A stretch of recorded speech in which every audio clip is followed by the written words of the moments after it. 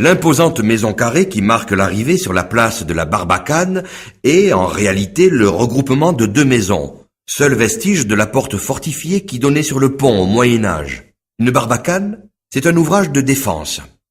Ici, à l'évidence, il s'agissait de protéger le pont. La garnison protégée pouvait effectuer des sorties ou des retraites depuis ce point.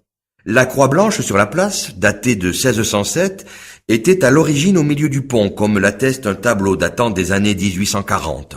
Sous la Grand-Rue que vous allez emprunter après ce point pour achever votre balade, le canal de la baie coule encore.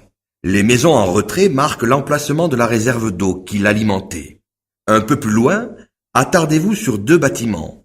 Ce sont les anciennes manufactures royales de draps. Et pensez à la très longue histoire de Saint-Chinian qui dut d'abord sa bonne fortune à l'eau et aux moutons, avant que le vin ne lui donne sa renommée actuelle.